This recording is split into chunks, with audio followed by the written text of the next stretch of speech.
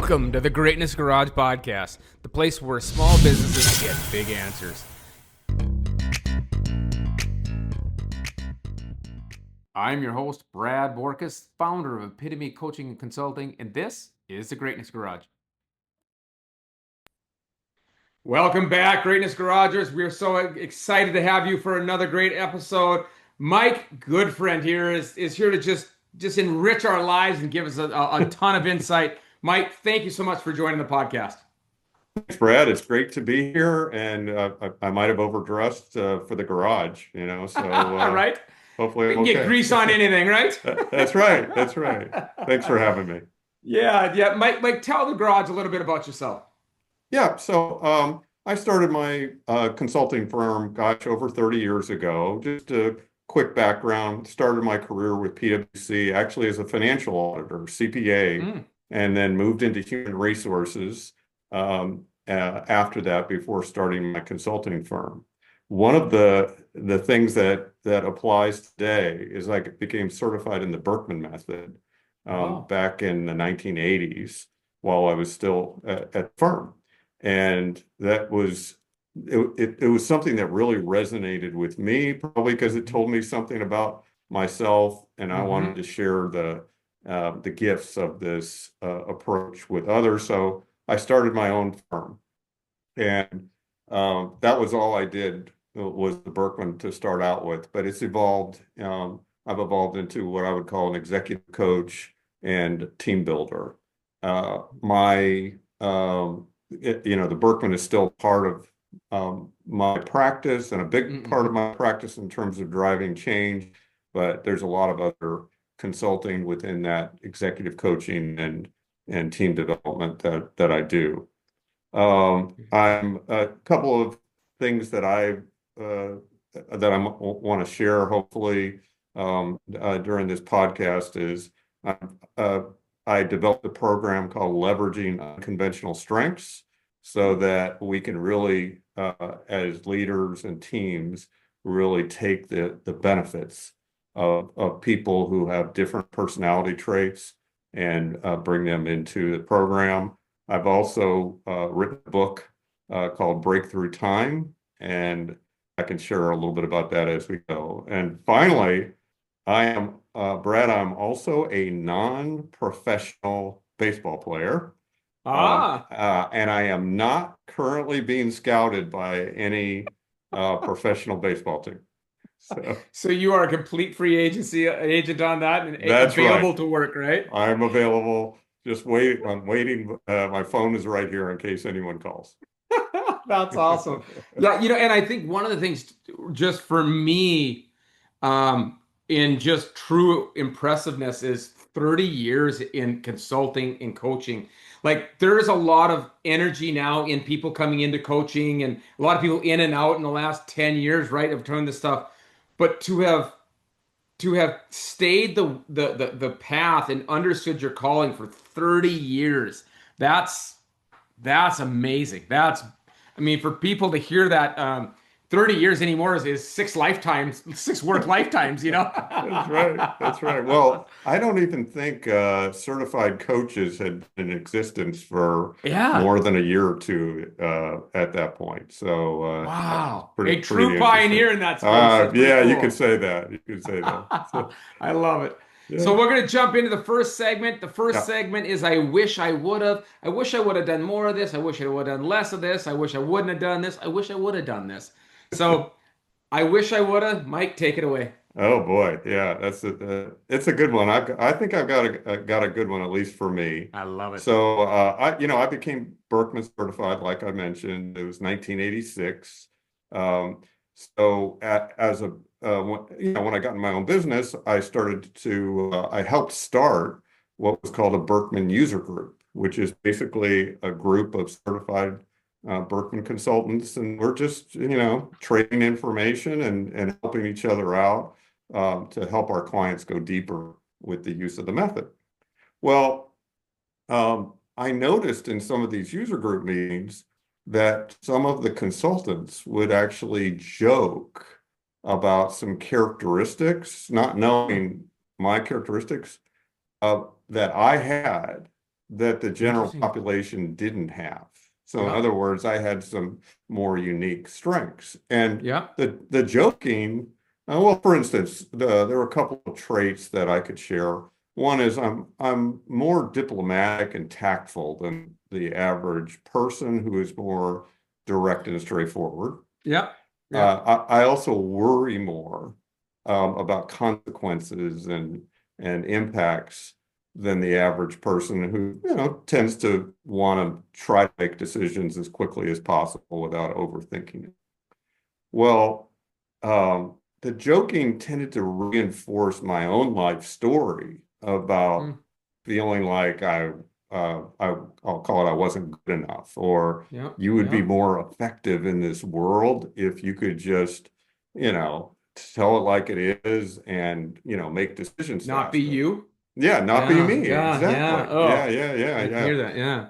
So, and it was strange in a way because here are these consultants who are trying to help people be themselves, yet Yeah. privately they had some of the same biases as everyone else. But it did Yeah. reinforce my, well, lack of confidence, you would say. So, this as the story goes, you remember COVID, just like everyone on this podcast remembers Yeah. COVID, Yeah. and there was a fight for survival, and it was no Hmm. different as an executive coach. So it I had been working with a mentor in the Birkman Method, for a little while, and together we came up with this idea to provide a virtual workshop. And back then, you remember the virtual didn't really happen as Yeah. much. Yeah. Yeah. So we came up with this workshop called Leveraging Unconventional Strengths, and we offered it to other Birkman consultants. And we did this workshop, and the idea was to help people with unconventional behaviors leverage their strengths Yeah. and le help the conventional people Understand. leverage the unconventional. Okay. That's huge. Like I could see like it's amazing because you say that too. I have a couple clients who are their personality type is in like the less than 1%, and they feel so ostracized by the dynamics of who they are because other things don't make sense to them, and the things they say nobody else kind of gets or sees in the same lens. But wow, I amazing.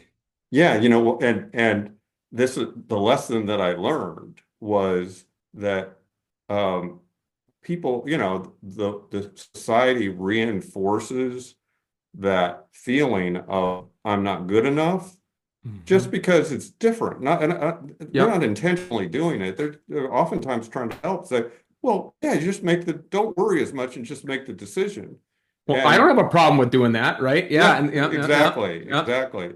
And it's not that that's bad advice because it can be good. It's yeah. just that they're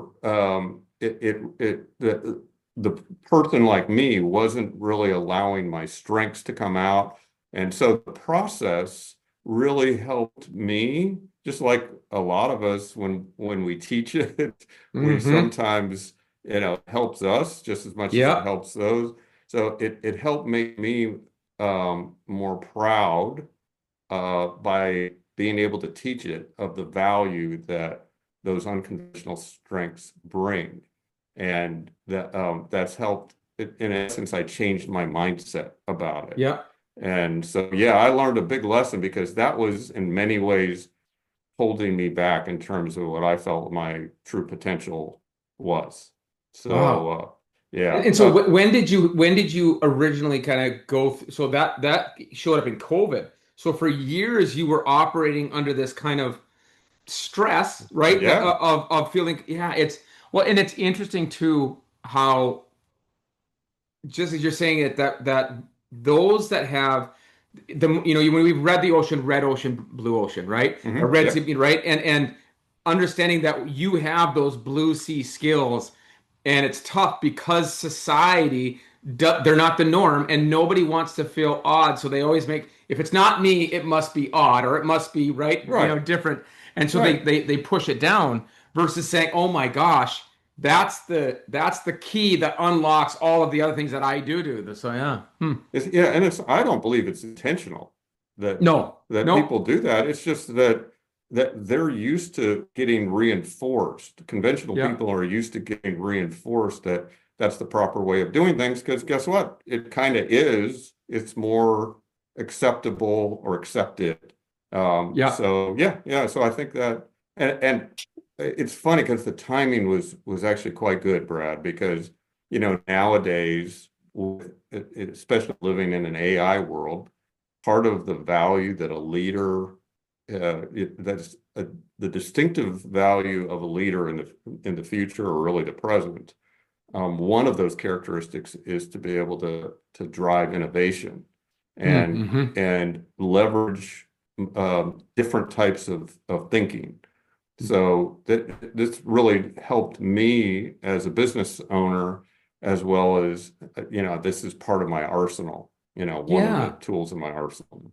Yeah, isn't it funny that, and not only that too, I think there's there's such a golden gem in having an alternative or a anti-personality or like that sees it so differently because you're able to support people in a way that nobody reflected back to them in a way that they've ever seen before, that they can never be seen in the way that you're able to see someone. I bet you that's just when somebody hits it to them, it's just got to be really cool, huh? It is. It absolutely is. And because like, well, quick story. There was a individual that I worked with. The Birkman has 9 behavioral Hmm. characteristics. And this individual, of those 9 characteristics, 8 were considered unconventional. Wow. Okay. And she's actually quite effective Hmm. in the work that she does. But it was, her view of herself wasn't that way. So it really being able to capture that. And what I want to say is that I experienced this over the years, Hmm. that there are certain conventional people that really do know how to leverage and want to leverage different views, Yep. and others don't. So this Yep. isn't a right or wrong, good or bad. It's just that Yep. some people are better at leveraging differences than others. Well, and one thing I love that you said, so that person had 8 that were unconventional and was very effective in the role that they did. And I think this comes in for those, listening here. This is the seat on the bus equation that we're trying to find. Like these people, Mm. like it, underlying it, they're a good culture fit or a values fit. And then where does that skill set and where does them being happy fit on the bus? And it might be that your entire organization's very outgoing or very, kind of that type A or whatever, and Yeah. they're not going to be in that. So that might not fit the organization. But typically, inside an organization, we really just have to see what skills and personality set really fits the person and allows them to be successful, right? What fits that culture? I agree with you completely. And So if we don't have something, we have to ask ourselves, do we need to manufacture it? If yeah. so, I've had clients actually assign the unconventional characteristic. Like one was a merger integration planning meeting, and they were missing some important characteristics they felt like were in terms of being unconventional Yeah. in the group. So they actually assigned somebody in the group to play that role, almost the devil's advocate Very role. cool. Yeah, What a yeah. great insight idea. Well, and here's the thing. What I love about this is that we're all like, today you got to be unconventional, you got to be disruptor, but nobody wants to be unconventional and be in the ostracized space of it, right? Right. And being disruptive is totally in the eyes of the beholder. Yeah, Uh, great point. Yeah. yeah. So Yeah. Are you obnoxious disrupting or are you silent, quiet? yeah, Yeah, that's exactly. Yeah, and some people they make incremental, changes or improvements that that's what they call disruptive, yeah, when someone else that's just a minor improvement because they want to, break the whole thing. very interesting. Wow, that is. Yeah. Yes. So when you see this, what do you think is the biggest impedance for people to really appreciate the unconventional in their organization? Well, quite often it has to do with the culture of the organization. It shouldn't be a big Yeah. surprise because um, cult, you know, cultures oftentimes have these historical anchors, Hmm. and trying to get people to change their, it was difficult for me to change my mindset, and I had the tools to do it, Yeah. and the experience. I mean, I was coaching people to leverage it. I was always coaching them to be who they were, but Yeah. I really wasn't, using that Being who you medicine for were. myself. Yeah. Yeah, yeah. So, so It is funny. You do there's times where you're sharing with a client and all of a sudden you're like, oh, I got to write this one down for yeah, myself. for Yeah. myself. Yeah, yeah, yeah. I agree with you. Yeah. So yeah, that is part of the challenge, but Yeah. oftentimes you know this as a coach, and especially in somebody who drives, business results. You have opportunities, and in Mm-hmm. those Hmm. opportunities, the real person comes out. Yep. And one of the other ones I am going to talk a little bit about a process that I use, and you'll kind of see the connection at that point where it's a way for the unconventional to, let themselves come out. Yep. Yep. Yeah, it is and that's I think you said it was like it's by we have a culture that exists. And a lot of times, when people have to understand culture always exists. Whether it was intentionally created or not, it's there. There is a culture there. And whether that culture is accepting or not, whether that culture is seeking for change or not, whether the comfort is, we create that. And so when you are kind of pointing into these, like we're going, it's your culture. Like you guys don't want the unconventional. You have nothing in your culture, let's say, that is saying we love the unconventional. How do you get Mhm. them to step into embracing the unconventional? Well, part of culture change, and the clients I work with there really is how do we change the belief system in the Hmm. organization? So how do we first understand the beliefs and the Yeah. patterns that exist?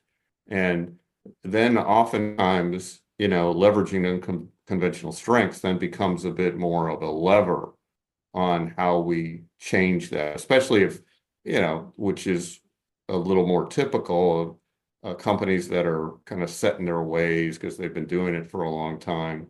Yep. How is it that, the unconventional strengths become a lever to change a belief about Hmm. driving more disruptive or breakthrough change? Very cool. Very Yeah, cool. yeah.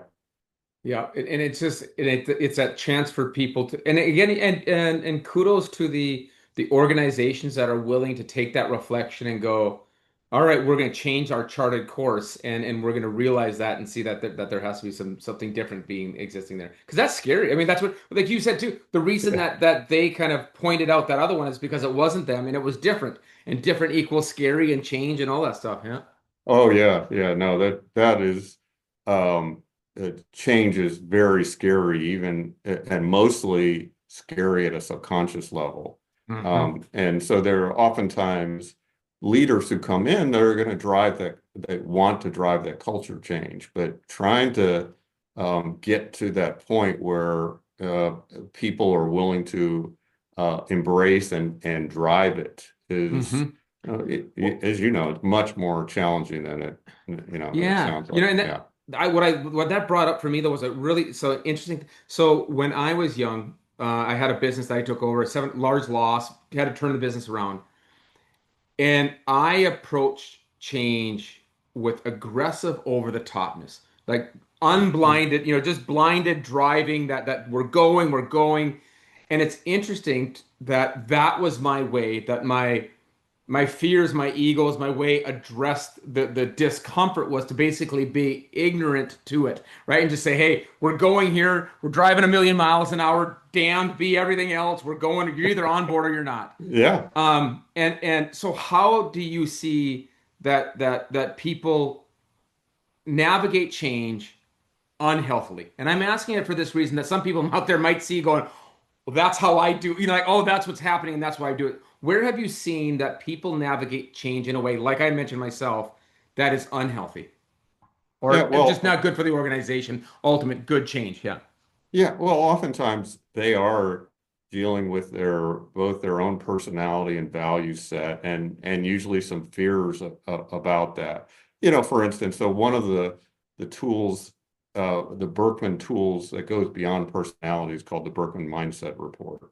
Hmm. And one of the I've been kind of, this is a good example where I've been on the cutting edge of that, and uh, no one and a lot of consultants have been slow to adopt because they fear they're used to Hmm. the way they go about using we'll call it the Berkman, personality report. They call it the signature Yep. report. Okay.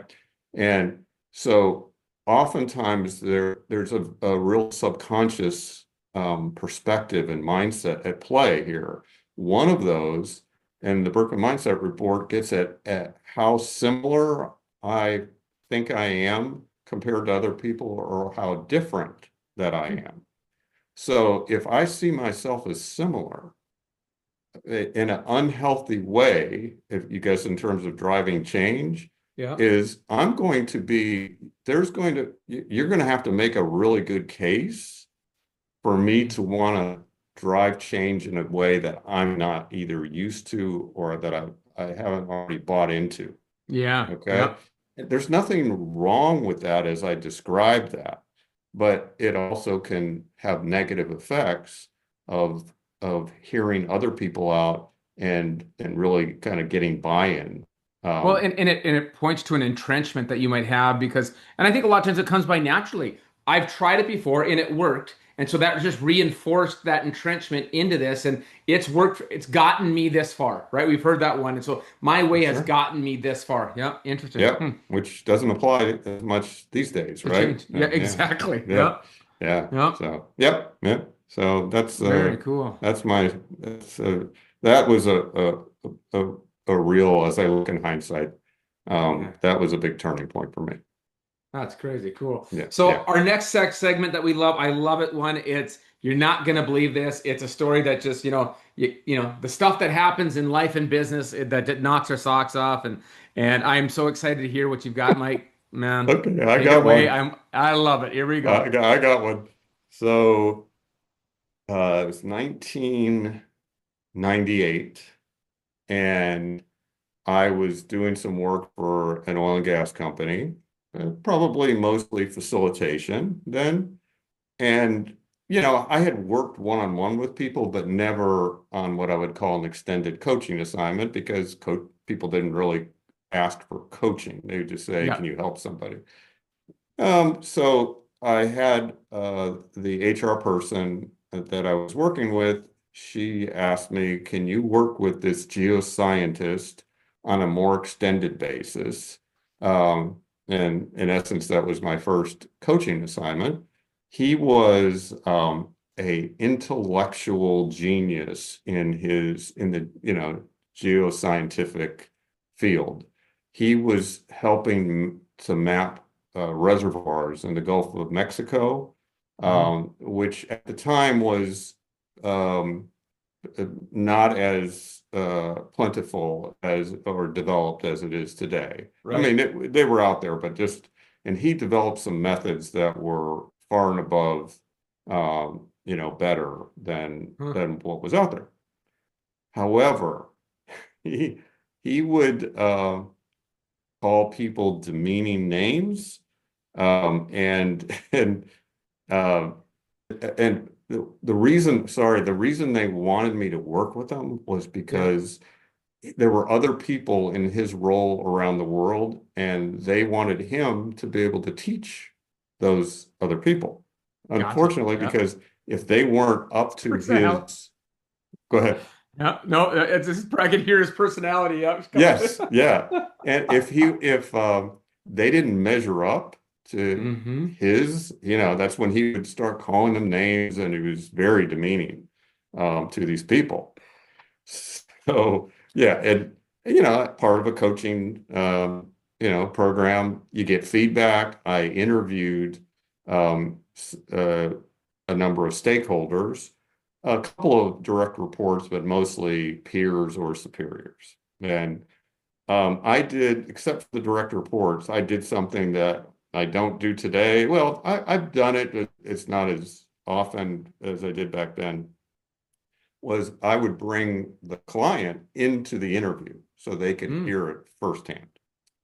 And so what would happen, Brad, is after the interview, we would go back to his office, and he would spout all the demeaning names about this person, and now they did this, and it was, and he disagreed with everything. And that's part of the process. He had during the meeting, he didn't do that. It was, he would wait till we would talk Professionalism. one-on-one. Yep. Yeah, yeah. And so then after all the interviews, we got together to talk about the themes from the interviews. And I said, okay, so let's, maybe we should talk, what were some common things that came out of the interviews? And he goes, well, before we do that, I want to ask you a question. He said, do you think I should see a therapist?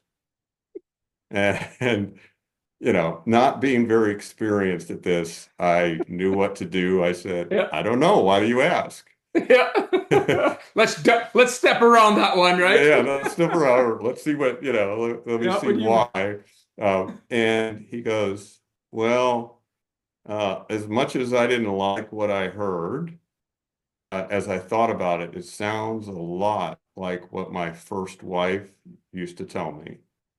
And I don't want the same thing to happen with my current wife. Wow. Yeah. And wow, that was such a teaching moment for me. Yeah. Yeah. And it told me that um, he had a motivator, and it Yeah. had Yeah. nothing to Yeah. do with work. Yeah. And I tell you, this guy, he made a remarkable turnaround. He became very motivated to learn about, Wow. facilitation skills, Yeah. and how to get people to buy in, and how, he could play a role in educating others. And that it just taught me a lot that the personal motivator is the accelerator Yep. for Yep. for Yep. change. And again, I this that this Oh. is that was I was lucky that I learned it on the first go round. That's Hmm. how Hmm. I see it. So yeah, that was a real moment for me for sure. Well, and I can imagine like there's a part of me right now just I'm getting chills because I'm sitting in his seat, a very intelligent, a very perspective, like analytical, Yeah. and is seeing these stars come together. And really what you provided him was a case studies and documented information that he was able to process in his very analytical and very smart brain, that he was able to start sitting here going, oh my God, oh my God. And like you said, I can imagine as he watched him more and more, the fear that overcame him, and then that almost that losing of that love that he currently has. Oh my gosh, Mhm. that's That oh scared what him. an experience. I think Yeah. it scared him. I forgot a little detail that really paints the picture. After that session, and that then he had to kind of do a strengths and weaknesses, almost like a personal SWOT. Yep. And when he was talking about his weaknesses, and he said, I I guess I have a capacity to intimidate people, kind of like an intellectual bully. And Wow.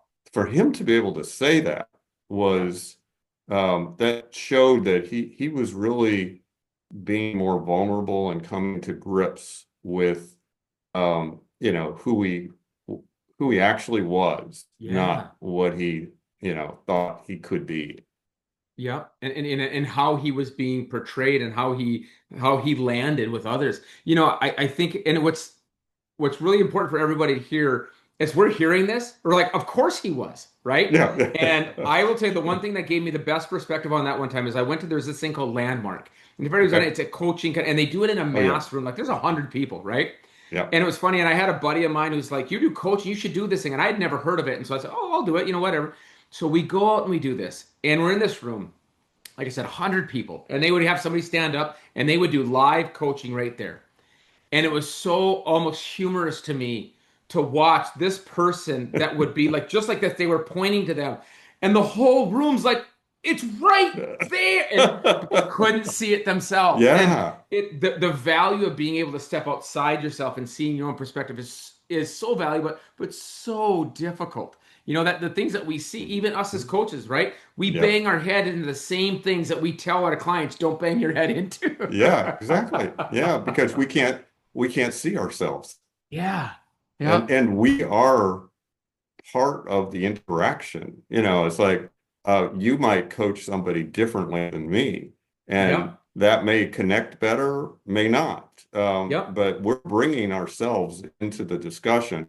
Yeah, we hope to be unbiased and objective Yep. in that conversation, but we're still influencing it by who we are and our Yep. experiences. Yep. You bring all of those, and they say, you bring all your experience into this, good and bad, right? And part of it, you Yeah, use the bad to help the others, but also at the same yeah, time, the bad things that show up. And funny how when somebody, maybe a client or something, triggers like something, and you're like going, oh, I do not like that. Whatever that was, I do not, that showed up for me, So, yeah, yeah. yeah, for Wow. sure. Yeah, so that was a quite a, and I do like to tell this story to but to clients as well as in situations like this, Yeah. Yeah. because it really reinforces how important it is to really get it. In fact, you have a couple more minutes on this one. Mm-hmm. So Absolutely. here's another story because it's related, and it may not seem like that, but I'll so this You'll tie it the down. I like yeah, it. I'll tie it together. Yeah. So 'cause everything has a connection to baseball for me. Mm-hmm. The my son, when he was 7 years old, I read something in a local magazine about a former Astro, Houston Astro player that is doing batting lessons. The player's name was Terry Poole. Not everybody may know him, but he was a well-known Astro in his time. Yep. So I took my son there at 7 years old. He was the youngest that he had ever worked with because he worked more with uh, Mm-hmm. older ones. And in a couple of years, when he was 7, he wasn't even hitting off of live pitching. And by the time he turned 9, he started facing live pitching. Well, one of the things that a lot of kids do when they start facing live pitching is that that fear of getting hit, Mm-hmm. Mm-hmm. they kind of step out, they Oh. call it stepping in the bucket. Yep. And it's just a instinctive Yeah, response. yeah, try not to get hit. Okay. I mean, Yeah, yeah. yeah. Okay. So, I called Terry Poole. I said, better come for a lesson. He's stepping out, and maybe you can help him. And I thought, well, we're going to go there. He's going to watch him, and then he's gonna tell him not to step out, and it'll mean more coming from him. Yeah. He watched him. He started stepping out, and then he didn't say anything. And I'm like watching. I'm going, what the heck is he doing? Why Mm-hmm. isn't he saying anything? And what he did was he focused on what he should be doing instead of what he shouldn't be doing. Okay. Mm-hmm. And what I didn't recognize, and as I became more educated about, performance and having to perform and how that fear uh, gets involved here is again, focusing on the positive motivation Mhm. matters way more than trying to stop a negative. So I always Yeah. say you can't stop a negative very well, but you sure can run towards a positive. Yeah. Yeah. So that was a really, Wow. great Yeah. experience for me. I got to know this sports psychologist after that, and a lot of what I learned from the sports From psychologist that was one basically, day. Yeah. yeah, Yeah. yeah. He basically, Terry Poole lived it, so he knew. That's crazy. Yeah. Anyways, yeah. So I wanted to share that. That's a great, well, and I think that is in so much we're doing, we are even our self-talk to ourselves as business owners, because we're looking at all the things we're not doing or what things our business isn't doing. We're trying to improve the things our business doesn't do well. Yes, And, it doesn't mean you ignore it completely, but it should be 75-25. 75% should be on enhancing what do you do well. And correct. 25% doing your best to fix the things that you can, can prevent from going wrong, right? And I Correct. just, yeah, Yeah, yeah. No, very cool. I'm totally with you on that. That's Yeah, a great point. Wow. yeah. Thank you for that extra share. That was a Yeah, good one. sure. That was a good one. Oh, I like good, that. good. So, Glad. Yeah.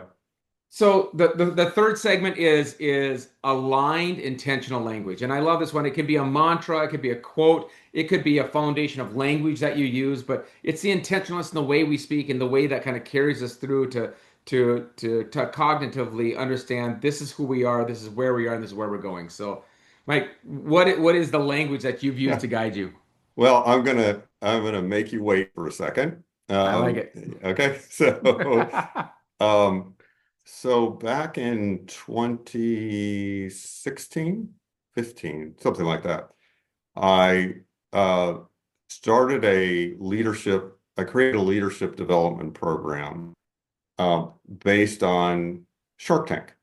And it's Hmm. called the Teamwork Sharks. I call it the Teamwork Sharks Leadership Challenge. And the idea, there's three phases. One is one-on-one coaching, because if a leader needs to grow, they need to look inward. So in essence, some of what I've described in terms of coaching, somebody getting feedback, learning about their Birkman, coming up with development goals and so forth. That's what happens in that first phase. The second phase is more about group learning, especially around driving change and innovation. And the third phase is the Shark Tank. Third and final phase is kind of Shark Tank style presentation of a cross-functional business opportunity they want to lead inside this Hmm. company. Everybody's from the same company. Yep. Okay. And so this was something to me because similar to you, I want to drive business results. Mm-hmm. I Mm-hmm. don't want to just drive leadership, Yep. development. I want to drive leadership development that enhances business performance. Yep. So I decided to write a book about this process, and back in 2019, and I decided to call it Breakthrough Time. And I had a lot of trouble coming up with a good title. And the title for me has a lot of meaning. First of all, I'll come back to that.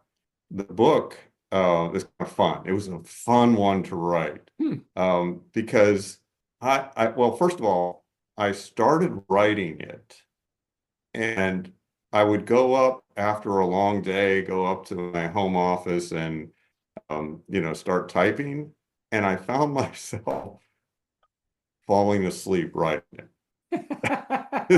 And I thought to myself, if I'm falling asleep writing it, you can imagine the reader. Yeah. So I basically scrapped it. I just scrapped it all. And um and I Just think make I it, hey, was, just pitch it as a nighttime book. That's all. yeah, exactly. Yeah. Well, isn't that, yeah. I'm known for my, the sedative aspect of my books. Yeah. So I think I was watching one day a rerun of Back to the Future. And I thought I've always been fascinated by the concept of time travel. It's Mm-hmm. just there's so much you can do with it creatively. And So it triggered a whole thing for me. So my book is basically about, as it relates to this teamwork sharks. And I had a partner that I worked with on this, is my partner and I were meeting in my office, getting ready for our next assignment. And um, these two people show up, a man and a woman about my age, and in our 50s at the time. And so they introduced themselves as my grandchildren from 2085. So, and they came back to the future or to the present, they wanted to bring me back to their future Gotcha. to help them. They wanted the teamwork sharks to help them commercialize a revolutionary business opportunity, which was commercializing time travel. And so there was so much I could play with in this book. So Yep. it's obviously a novel, but there are some truths in it, Yep. or as well as connection to the way I, go about these projects. So I had a great time with it. But the book to me was, that title to me is so important because I believe that now is the time to break through. And Mm-hmm. uh, every hour that passes, and we've all done this. Yeah. Everybody watching has done this, where you go, I've got this great idea. And Mm-hmm. then a year or so later, it Yep. comes to pass, and we go, I had that idea. Why didn't I Yep. act on it? Yep. Right? Yep. Yep. Yeah. Yeah. So I also, when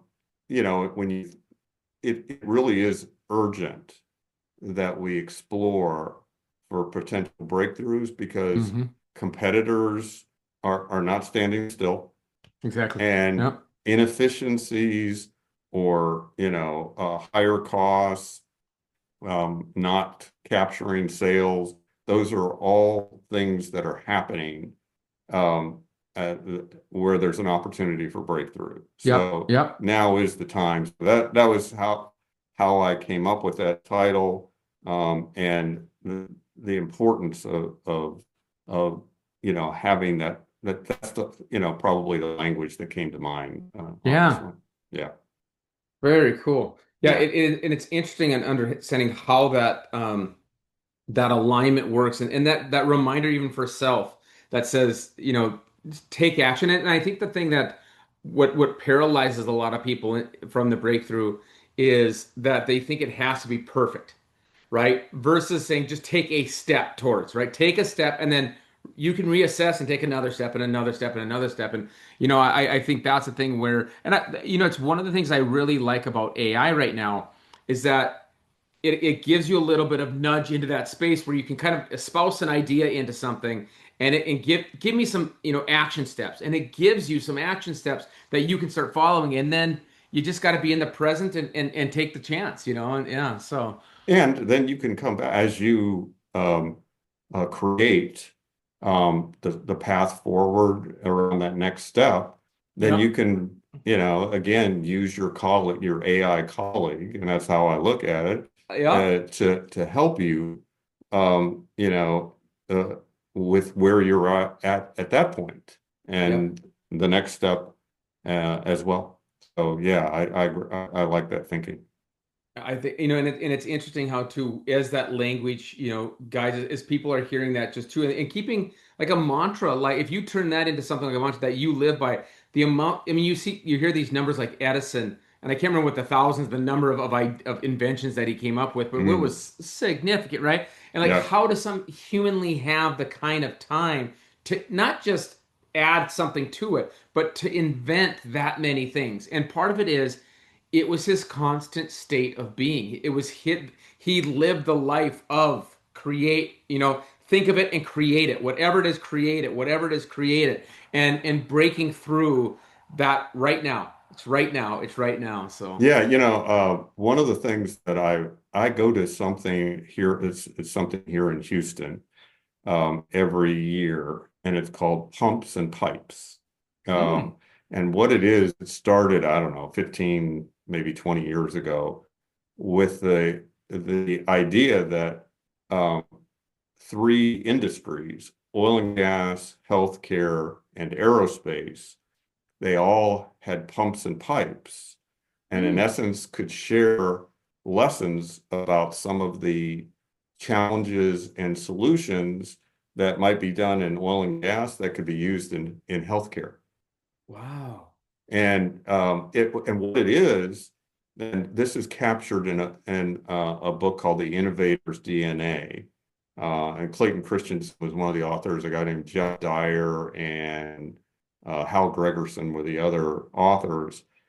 That it captures that there are people that are delivery driven leaders, and Hmm. there are people who are discovery driven leaders.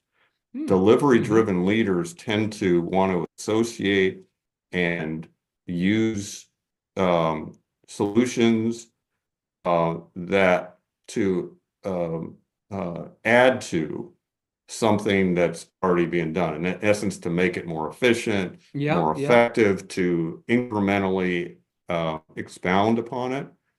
Where discovery driven leaders like to associate with people that are totally different than them. Hmm. And those people want, by doing that, they're looking to connect what they're learning in this Yeah. associative thinking to innovate. And I have no idea what Edison was, or if he was more Right. No, yeah. discovery driven, but there are people who think that way. Instead of trying to improve something, they're making a connection to come up with something totally different and new. Just to And transcend it, actually, even it's yeah. Well, yeah, and you look at that too. The saying, it says I most fear what I don't know, right? That's the short version of it, right? But I mean that part of it, in that the people who are completely thinking differently with you are going to see things through a lens that they might, they see something that you're like, wow, didn't even see that, and what a cool way to kind of to open that. So and just to kind of wrap things back to the beginning, um, there it's not like I'm not like the person who has 8 of the 9 characteristics of unconventional, but I do mhm. have a healthy amount of it. Um, I realized for myself that a lot of times I disagree, or I critique certain kind of existing ways of doing things. And I discovered that I wasn't Oh, trying to beat it down. I almost acknowledged what exists yeah. and either try to add to or come up with a alternative solution. It may not be perceived that way, but Right. does that make sense? And Well, and yeah, and you would see the entire problem in a different way, and that's the part that you think going, how do they not see this? Like, right, yeah, because to you it's probably so clear to see it this way, they must know. But then, like, as your confidence grows, you go, hey, have you seen this? And then that's when immense. I'm sure that's why over 30 years you've created so much value, because you're able to present to people such a breakthrough because you're seeing it so differently than they do. Yeah. well, yeah, but I will say that I've had to learn Hmm. this is that just as we saw talked about in the beginning, I'm also creating fear in the process because Yeah. I'm trying to disrupt what somebody knows and Yeah. is comfortable with. Yeah. And And may hold so dear. yeah, they hold dear. So breakthroughs, part of the breakthrough, there's going to Hmm. likely be a fear. Yeah. And so I've learned to be more conscious myself of that, but I also try to teach people that to be a disruptor, you also have to figure out, how to help others become Yeah. more conscious of what might be holding them back. What a beautiful space of navigation. Mike, I want to thank you so much for sharing with us your genius and your perspective and your unconventional a way of seeing things. I really appreciate it, and I think we all Greatness Garages. You got another great one, and this is the stuff that you get a chance to um, to see through different lenses, and all these people that go through these things and navigate them. And so, one, as business owners, you're not alone, and two, it's that there's people out there that support you, like Mike, that do great things. So, Mike, thank you so much. We Thank you. appreciate you so much. Greatness Garagers, thank you for joining us, and we will see you again next time. Have a good one. Remember, action is what makes this information all worth it. If you need help figuring out what that action is, go to callwithbrad.com and we'll get some clarity and help you figure out what that should be.